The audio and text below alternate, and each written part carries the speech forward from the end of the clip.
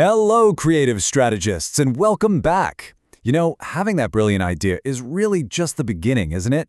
Today, we're going to dive into that whole creative journey, from that first little spark in your mind all the way to holding a real, tangible object in your hands. I mean, have you ever really thought about it? How does a simple drawing on a flat piece of paper turn into this awesome 3D creation you can touch and feel?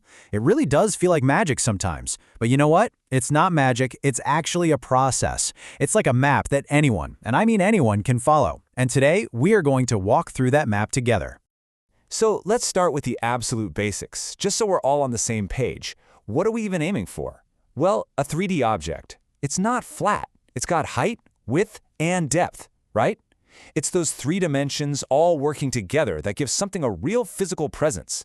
It's literally the difference between a drawing of a box and an actual box you can pick up.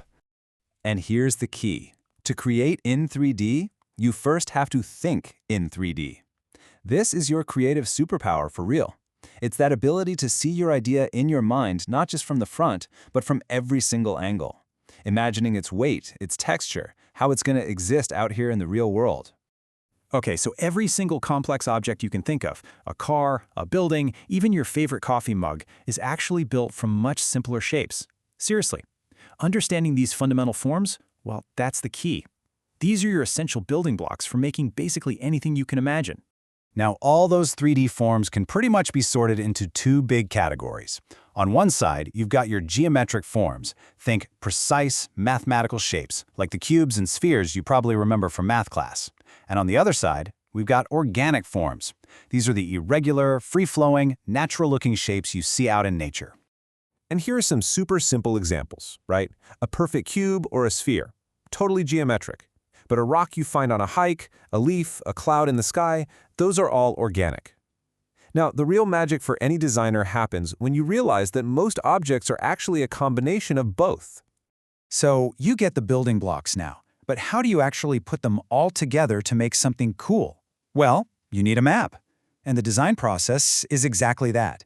It's a reliable guide that's going to take you from point A, your idea, to point B, your finished creation, without you getting lost along the way. And here it is, your 5-step creative map. It all starts with that spark of an idea. Then you move into sketching and planning, gathering your stuff, actually creating and building the thing, and finally finishing it up and sharing it with the world. Simple, right? Now let's break down each of those steps.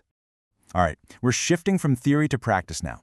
Let's really look at what happens at each stage of this journey. We're going to turn that abstract map into a real, actionable plan you can actually use. Every great project starts right here. This is the what-if stage. What do I want to make? What problem could I solve? The goal here isn't to find the perfect idea right away, no way. It's to brainstorm a ton of ideas until one of them just clicks, It gives you that spark and makes you genuinely excited to get started. Okay, once you have that spark, you've got to give it some structure. This is where you sketch it out. You draw it from the front, the side, the top. You think, how big is this thing going to be? What am I going to make it out of? Planning like this helps you spot potential problems before you've spent any time or money on materials. It's a lifesaver. And hey, this isn't just some textbook theory. This is exactly how real creators work.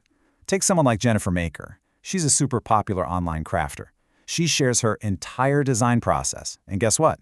It follows these exact principles. She's living proof that a solid process is the absolute foundation of creativity. Look at this. See how even an experienced pro like her starts with a sketch and chooses her materials carefully? But that last point, that one is so important. She allows for problem solving during the process. That shows you that a plan isn't some kind of cage. It's a launch pad. It gives you the freedom to improvise and make things even better as you go. Now this step is all about prep. Based on your plan, you go and you gather everything you're going to need. The wood, the clay, the fabric, the glue, the whole shebang. Having it all right there before you start just makes the creation process so much smoother and lets you stay in that creative zone. And now for the best part. This is where you bring it all to life. You cut, you shape, you assemble, you build. You follow your plan, sure, but you also listen to your gut. Sometimes a happy accident or a new idea that just pops into your head can make the final project even better than you first imagined. And finally, the finishing touches.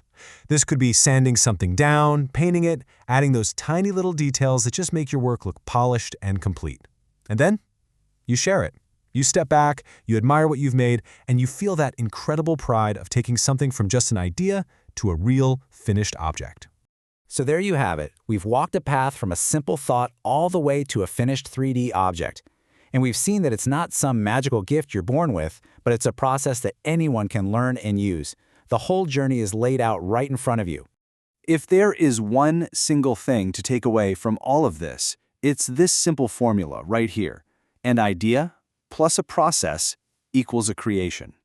A great idea is crucial, of course, but it's the process that truly unlocks its potential.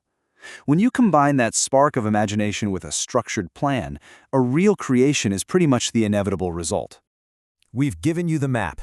We've shown you the building blocks. The only thing left to do now is to start your own journey. So, what amazing idea is just sitting there waiting for you to bring it into the third dimension? What are you going to create first?